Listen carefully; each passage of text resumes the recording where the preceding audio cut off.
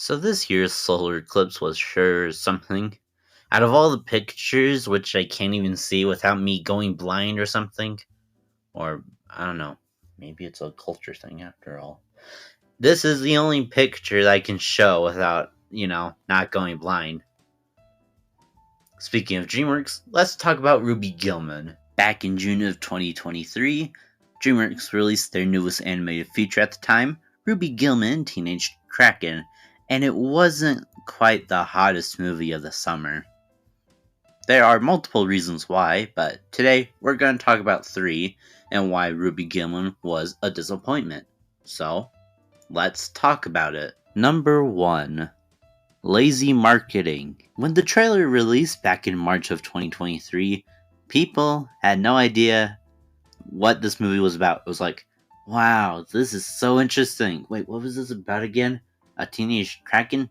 I'll watch it. It's not helping the fact that in theaters, they played the trailer in front of Shazam 2 Fury of the Gods. Yes, Shazam 2 Fury of the Gods.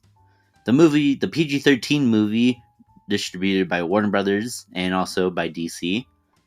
But it wasn't included with screenings of the Super Mario Brothers movie, which that movie made $1 billion, and that movie only cared about showing previews for Trolls, Migration, and strangely, Fast X. And then eventually, when it came close to the summer, they somewhat tried with a second trailer and some TV spots, but it didn't help one bit at all. Number 2. Way too much competition. It was already bad when your movie was up against 2 other animated features, Spider-Man Across the Spider-Verse and Elemental, but there was way too many competition since May and June of 2023.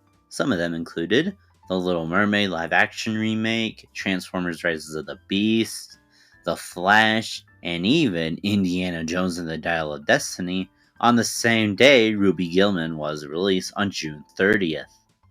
And in July, it had no chance. It was going up against Mission Impossible, The Sound of Freedom, and of course, Barbenheimer. So, it was an easy bet that Universal just plugged the film out of theaters after 2 weeks. And it was straight to digital. Yeah, not great planning, Universal. Speaking of Universal, the Ruby Gillman was sandwiched in between 2 massive blockbusters for Universal, Fast X and Oppenheimer. Although Fast X bombed, not even making back its budget, Oppenheimer was a massive success, making $900 million out of a $100 million budget, I think. So, sandwiching it in between your 2 massive blockbusters is pretty bad release scheduling, Universal. I mean, you should put it in spring, but no, you just wanted to put it in the summer. Yay. And number 3, not a good premise. When the story was announced that, oh, it's Kraken versus Mermaid, people were like, okay, that's great, but is there anything else to it?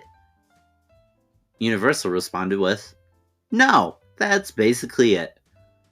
And that's how Ruby Gillman lost money. And that's how Trolls Band Together made more money than an original DreamWorks movie.